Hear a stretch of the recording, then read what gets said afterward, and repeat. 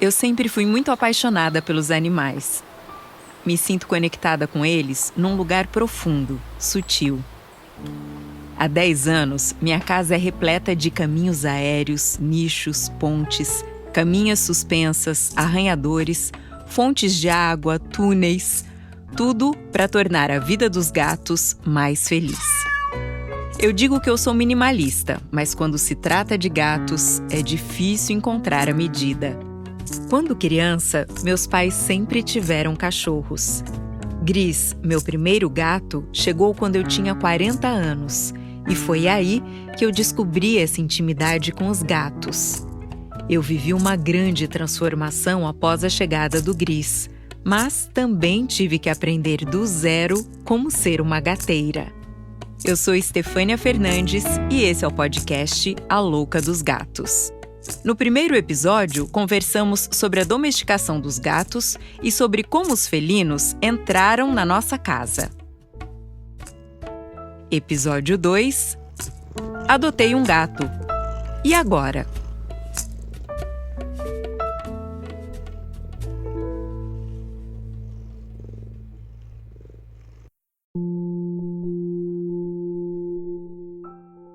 Eu fui morar sozinha com 22 anos, mas nessa época, apesar de amar os animais, eu nem pensei em adotar, porque tinha medo de perder a liberdade.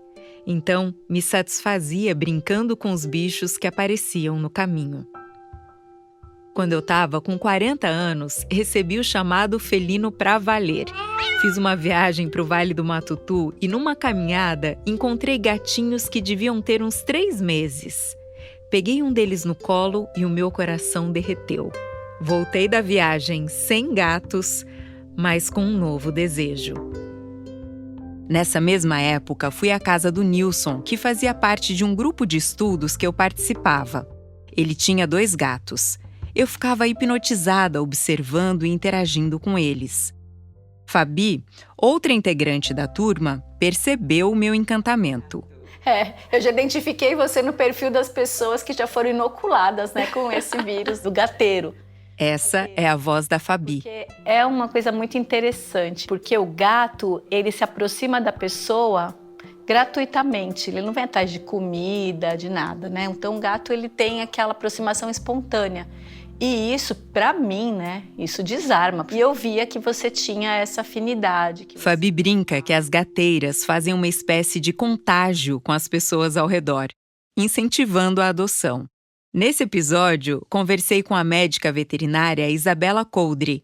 Ela também trabalha com terapia sistêmica aplicada aos animais. Esse tipo de terapia trata de problemas na dinâmica das relações entre humanos e animais. Você considera que o gato, em comparação aos outros animais, ele é um animal mais livre? Quando a gente fala em comparar com os outros animais, eu acho que a nossa grande base vai ser o cachorro. O gato, Estefânia, em relação ao cachorro, ele é um animal semi-domesticado. Ele é um animal que a gente tem um limite com ele, sabe? De entender muitas coisas. Então, eu não sei se a gente diria que é um animal mais livre, mas é um animal que a gente precisa entender mais. Ele faz mais as vontades dele. O cachorro se submete mais a nós e nós nos submetemos mais ao gato. Sim. Em 2015, quando eu adotei o meu primeiro gato, não sabia de nada disso. Só sentia atração por eles. Numa primeira investigação sobre como preparar a casa para receber um gato, descobri que precisaria colocar tela de proteção nas janelas. Eu morava sozinha, não tinha me casado, nem tido filhos. Era uma vida feliz, mas com poucos compromissos íntimos. Nessa época, eu morava no Rio de Janeiro e tinha uma vista privilegiada. Da janela do meu apartamento, podia ver o Cristo Redentor e toda a beleza ao redor dele. E eu pensava, poxa, mas se colocar a tela de proteção, eu vou perder a vista. Falei, vai perder a vista, você vai ganhar muito mais. Falei, você vai esquecer de olhar para o sovaco do Cristo, você vai ter um gato aqui maravilhoso, vai ficar olhando pela janela. E aí você falava, mas será? Mas será? Eu lembro que você falou assim, você vai parar de olhar para fora, mas você vai olhar para dentro e você vai descobrir tantas coisas maravilhosas, você vai ver. E isso aconteceu, eu percebo, Posso falar? Sim, nenhuma vista supera o amor que experimentei ao adotar gatos. E como chegou o meu primeiro gato? A Lara, uma amiga que morava num sítio em Juiz de Fora, estava procurando pessoas que topassem adotar os filhotes que nasceram na casa dela. Essa que você vai ouvir agora é a Lara. E aí, numa dessas, procurando 1000 pessoas para adotar tantos gatinhos, eu cheguei na minha amiga Steph, que nunca tinha tido gato. E foi aí que eu sugeri: Steph, você não quer ter um gatinho? É o máximo o universo dos gatos, vamos ter um gatinho. E aí... Quando a Lara chegou com a proposta, eu ainda estava insegura. Lara falou de um gato específico, que era o Pompom. Eu sei que ela vai cuidar bem, ela nunca teve gato, mas eu sei que ela não sabia se você ia gostar, mas sabia que você ia cuidar bem, né? Então, assim, a gente acaba querendo, quando vai dar para adoção, a convencer a pessoa de qualquer jeito. E aí eu elogio o gato até, assim, ele é o mais fofo, ele é não sei o quê, ele não dá trabalho nenhum, ele não sei... Você me convenceu assim, que ele era o mais fofo, que ele era lindo, que ele era uma graça, que eu ia adorar. E era mesmo. Ele era mesmo. Porque cada gato é de um jeito, né? Todo gato tem sua personalidade, tem seu estilo. Adotei o Pompom, que eu chamei de Gris, porque era cinza e branco, e Gris significa cinza em espanhol. Conversei sobre adoção com Isabela Coldre, a médica veterinária que está nos acompanhando nesse episódio. O que você tem para dizer para alguém que está em dúvida se deve adotar um gato ou não? Quais são as reflexões ou perguntas que essa pessoa precisa se fazer? Quais são as motivações que estão levando ela a adotar um gato? Então, entender aonde surgiu e como é que está se materializando essa ideia. Conversar com pessoas que já têm gato. Então, assim, saber que quando a gente está adotando um animal, a gente está falando dos gatos aqui, mas vale para todos, qual a expectativa de vida dele, né? Será que eu vou conseguir atender a tudo que esse animal precisa?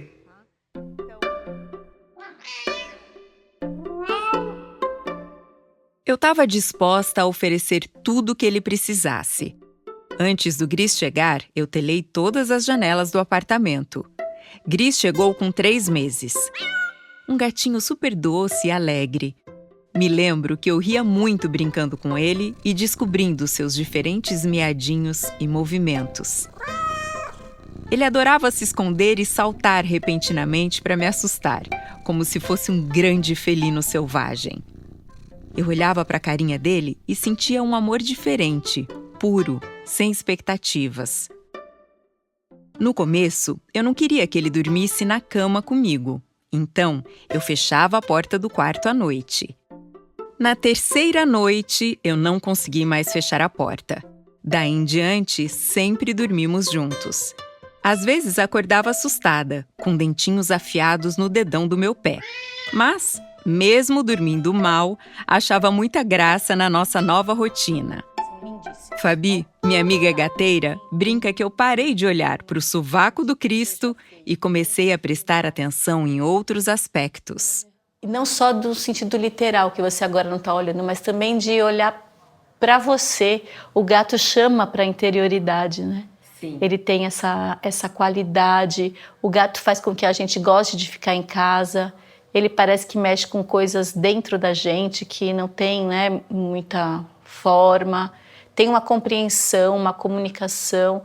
É uma qualidade de relação bem especial. Qual é o papel de um gato na vida de um ser humano? Perguntei isso para Isabela Coldre, a veterinária que está nos acompanhando. Nesse momento que esses animais entram para dentro de casa, a nossa relação com eles começou a mudar. E a gente começou a se apaixonar por eles. Porque eu falo que as pessoas, muitos falam, eu não gosto de gato, eu gosto de cachorro. Por quê? Porque não está disponível para essa relação onde não sou eu que mando, sabe? É uma relação onde eu tenho que conquistar. E o ser humano, ele acha que ele já tem que conquistar tanto na relação humana, que na relação com o animal ele quer ser amado só. Ele não quer ter o trabalho de fazer, né, toda a parte dele na relação. E com o gato ele tem que fazer. Os gatos não se abrem facilmente para qualquer um. É uma troca, uma conquista. Ele é um ser apaixonante porque ele é misterioso, ele é intrigante, ele não se subjuga, ele não faz exatamente o que a gente quer do jeito que a gente quer, ele não tá... Aos poucos, a minha vida e a minha casa foram se moldando às primeiras necessidades do Gris. Muitas bolinhas, arranhadores, caixas de papelão, ratinhos de brinquedo. A bagunça se instalou. Eu queria que ele fosse feliz e estava disposta a me esforçar para isso. Éramos só nós dois nessa rotina. Quando eu ia sair de casa, ele percebia, olhava para mim e meava de um jeitinho triste e dramático que eu interpretava como ele me pedindo para não sair. Aí, eu comecei a pensar na possibilidade de adotar mais uma gatinha para ser a companheira do Gris. Luiz Henrique, amigo e protetor de animais, me mostrou os filhotes de uma gata resgatada por ele. Eram vários bebês de olhinhos ainda fechados. Vi na foto que ele publicou uma filhota tricolor que tinha bolinhas desenhadas no pelo e decidi adotá-la. Por causa das bolinhas, chamei ela de Poá. Esperei um pouco para buscar a Poá. Queria que ela tivesse um tempo feliz com a mãe e as irmãs. Ela chegou no meu apartamento com 3 meses e Gris tinha 6 meses. O veterinário do Gris me orientou para fazer a aproximação entre eles com cuidado, de forma gradativa. Eu fiz, e como os dois eram filhotes, estavam muito receptivos um ao outro. Em pouco tempo, os dois viraram melhores amigos. Poá e Gris brincavam, corriam, davam banho um no outro, dormiam juntinhos. A alegria só aumentou. Eu brinco que vivi uma lua de mel com os gatos. Não tinha conflitos, apenas amor. Poá também era uma filhote adorável, tricolor, com um olho verde e outro azul. Esperta, caçadora ágil e muito carinhosa comigo e com Gris. Estávamos vivendo numa grande bolha amorosa. Gris, Poá e eu. E aí eu vi surgir dentro de você uma totalmente apaixonada por gatos, amante de gatos tanto quanto eu. Essa é a voz da Lara, a amiga que me doou o Gris. Cuidava, era sempre tudo da melhor qualidade, realmente como se fosse uma mãe querendo assim o melhor para o seu filho, porque às vezes não dá para a gente fazer isso, mas você tinha essa disponibilidade, você tinha esse espaço dentro de você para dedicar ao Gris, né? E depois a Poá, assim. Então eu achei... Eu não tive filhos e ouvi de algumas pessoas que eu estava colocando os gatos no lugar dos filhos. Eu não sei. Para investigar melhor esse assunto, conversei com a psicanalista Renata Winning, mestre em psicologia e especializada em psicologia perinatal. E como eu não tive filhos, eu acho que eu descobri esse lugar, assim, do cuidar e de ser 100% responsável, né, por um ser a partir dessa experiência com os gatos. Eu senti como se eles entrassem realmente para minha família. Isso do membro da família, né, Stefania, é uma coisa que você não tá sozinha. Acho que a grande questão dos pets é o quanto eles também conseguem se encaixar nos mais diversos modelos de família que a gente tem hoje. Então, assim, a sociedade está se transformando, hoje a gente tem vários modelos de família, hoje as pessoas podem se questionar, eu quero ter filho? É um projeto meu? Faz sentido para minha vida, né? É um questionamento que antigamente meio que não se tinha, né? Se quer ou não ter filhos, ou que tipo de família quer ter. O interessante é que, independentemente das novas configurações familiares, sempre dá para ter o pet ali no meio. E aí a gente tem a especificidade de ser uma família de espécies diferentes, né? E aí, mesmo sem saber, eu construí uma família multiespécie. E aí, como é que fica isso? É um bebezinho? É um gato? Até que ponto parece um bebê? Até que ponto é um animal de outra espécie, né? Então, são questões novas também, de alguma forma, porque a gente nem tinha essa referência no passado também. Então, a relação com os pets está se transformando. Antigamente, o cachorro era o cachorro do quintal. Na época que eu adotei, eu nem estava preocupada em nomear nada.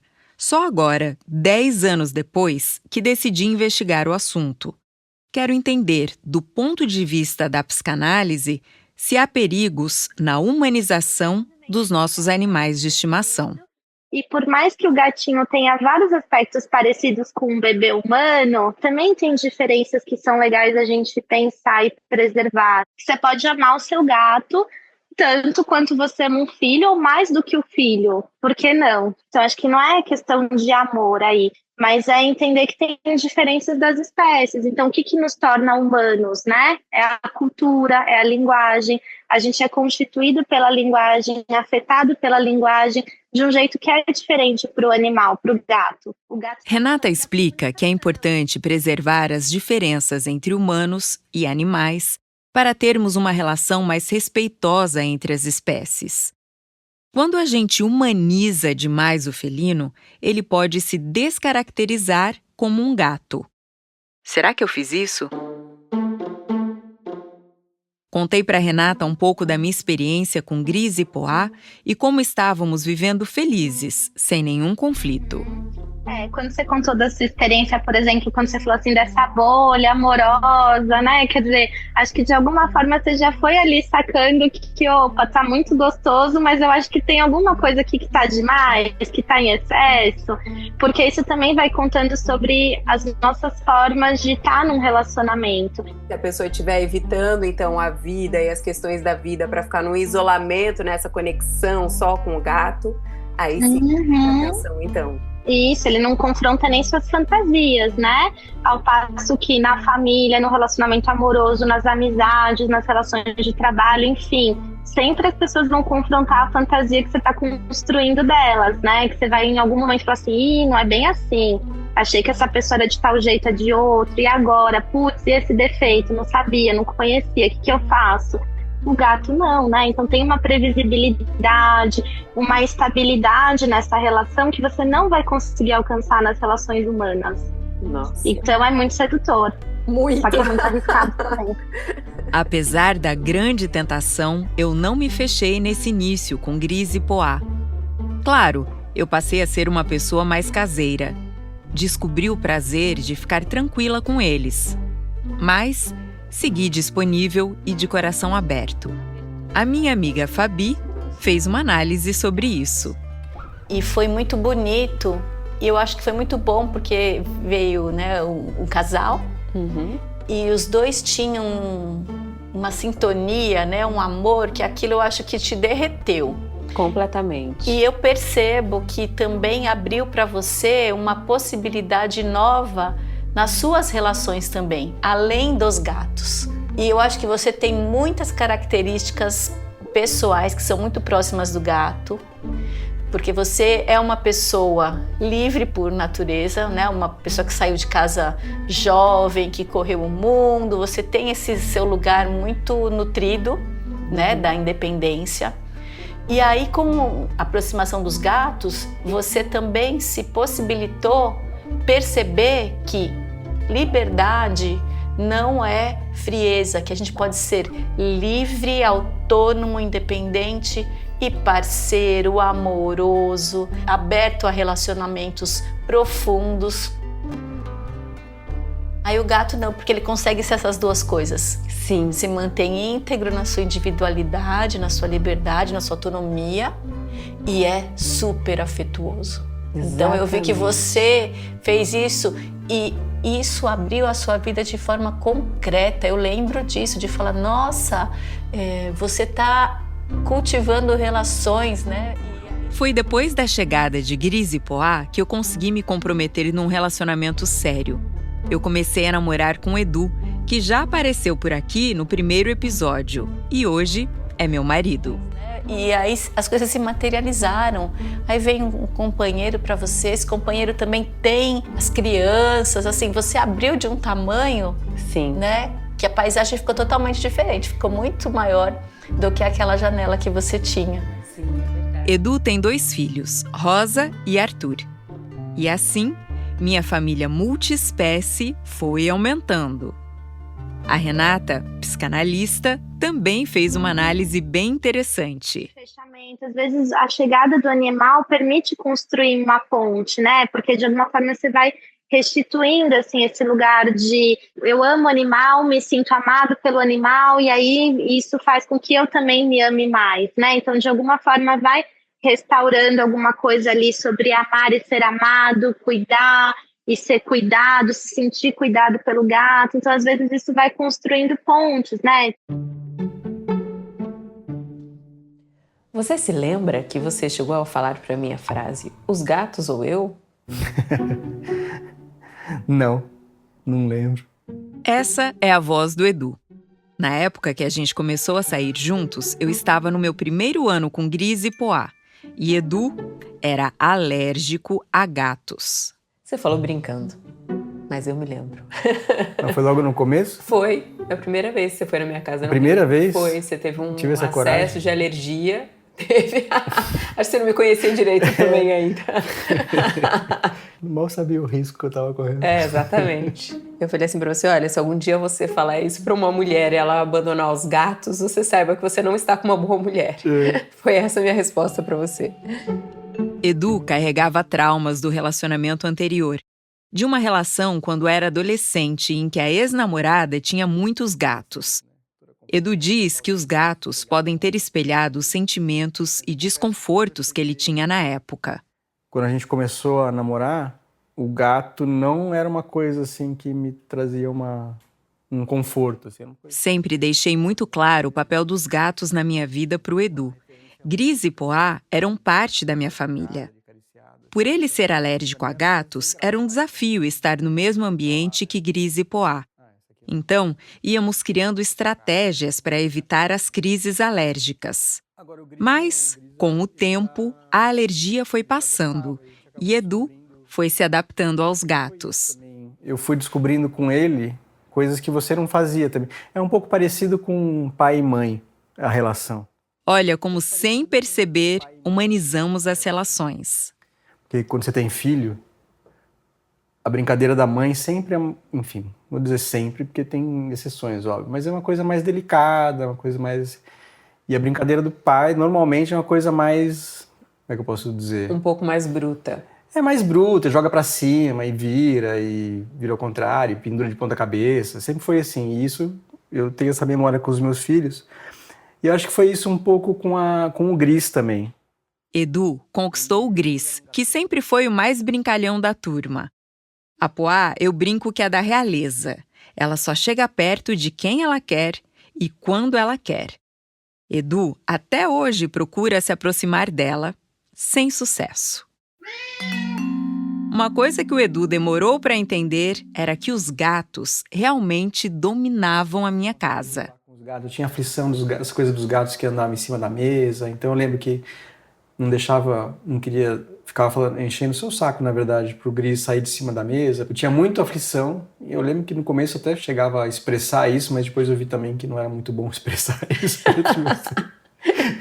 Então eu segurava pra mim, mas eu lembro que isso me causava muita aflição, até muito pouco tempo atrás, na verdade. Eu falava, Edu, a casa é deles. Desculpa, mas a casa é deles. Desde que Gris e Poá entraram na minha vida, eles não transformaram só o meu interior, como também a arquitetura da casa. Numa tentativa de procurar o melhor para eles se sentirem felizes, eu pesquisei sobre a gatificação do ambiente, uma forma de trazer para dentro da casa caminhos aéreos e mais possibilidades para brincar e explorar o território. Foi nessa investigação que eu convenci um amigo a entrar nessa jornada comigo e construir um parquinho para os gatos dentro do meu apartamento. Meu nome é Guaraci Cabreira e eu tenho uma empresa de gatificação, ou também conhecido como enriquecimento ambiental para gatos.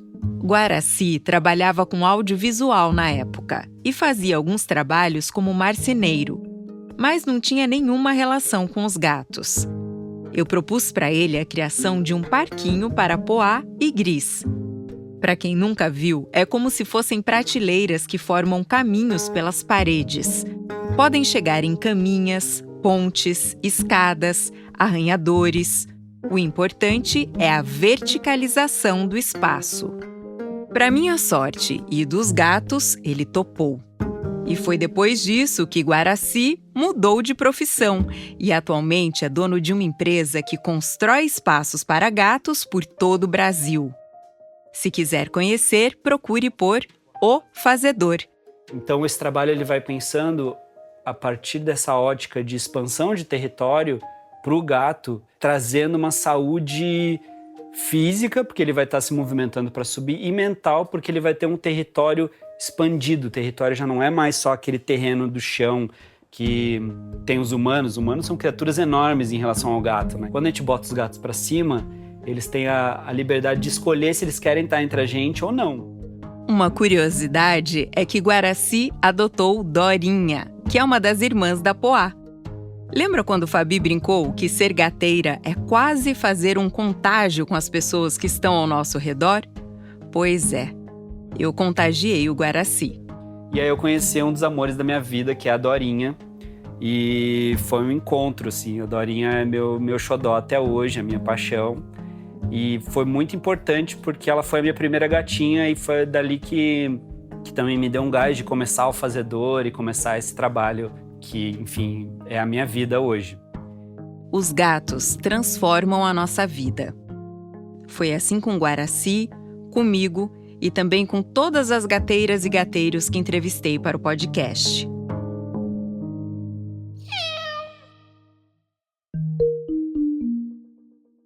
Intuitivamente, sempre fui buscando oferecer o melhor para Gris e Poá. Algumas pessoas me achavam exagerada. Do que os gatos precisam de fato para serem felizes? A médica veterinária Isabela Coldre, que você ouviu nesse episódio, traz um questionamento. E os nossos pets, os nossos animais de estimação, por conta desse excesso de humanização, têm perdido um pouco da identidade animal.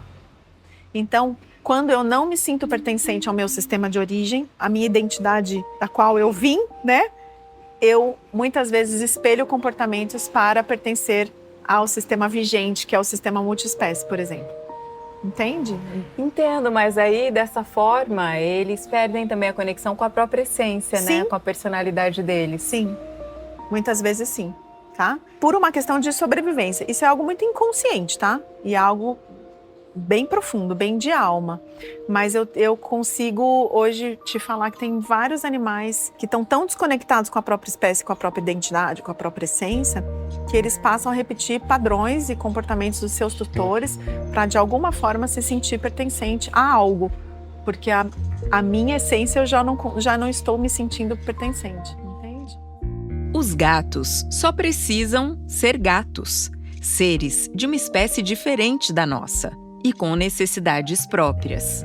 Mas, como é que eu sei que minimamente se esse animal, ele tá bem, né? Ele é um animal que brinca, que caça, que se alimenta bem e que tá dentro do que é esperado e eu tô fazendo o melhor que eu posso com as condições que eu tenho, tá tudo certo. Então, qual é o seu termômetro? É a boa saúde. A boa saúde, ela é um conjunto, né? Da saúde mental, da saúde emocional e da saúde física. E às vezes eu acabo exagerando, me preocupando excessivamente, e isso também pode se tornar pesado, né? Pode. Esse excesso de preocupação, ele vem de um outro lugar. Né? E aí a gente fala, bom, sou uma tutora mega dedicada. Dou tudo que esse animal precisa para exercitar seus comportamentos naturais. O animal tá bem de saúde. Tá faltando alguma coisa? Não tá. Tá tudo bem. O resto talvez seja um pouco de excesso de preocupação. E aí vem desse outro lugar. É para a gente ir fazendo esse autoexercício para falar, de onde vem? Essa coisa de, parece que nunca é o suficiente o que eu tô fazendo, sabe? E na verdade nunca é só na relação com gatos. Não. É um comportamento que você tem na sua vida. Exatamente. Né? E que eu projeto Exato. nesse lugar, desta forma, no outro lugar, de outra forma.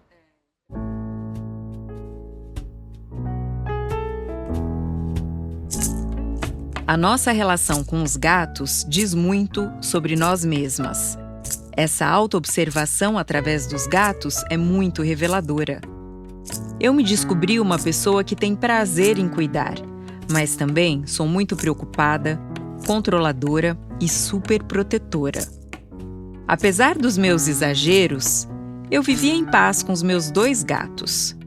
Isso mudou com a chegada da Zuli, a terceira gatinha. O processo de autoconhecimento através dos gatos continuou, mas agora com grandes desafios. No próximo episódio, vamos começar uma conversa profunda sobre adaptação entre gatos e saber dos desafios e frustrações que essa experiência pode trazer. Até lá!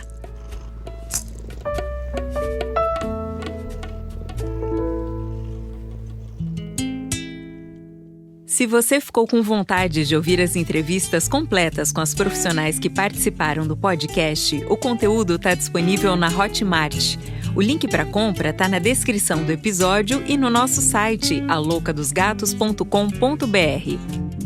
E eu também quero convidar você para se conectar com a gente no Instagram, aloucadosgatos.oficial, onde você vai encontrar várias curiosidades sobre o podcast. A gente se vê por lá!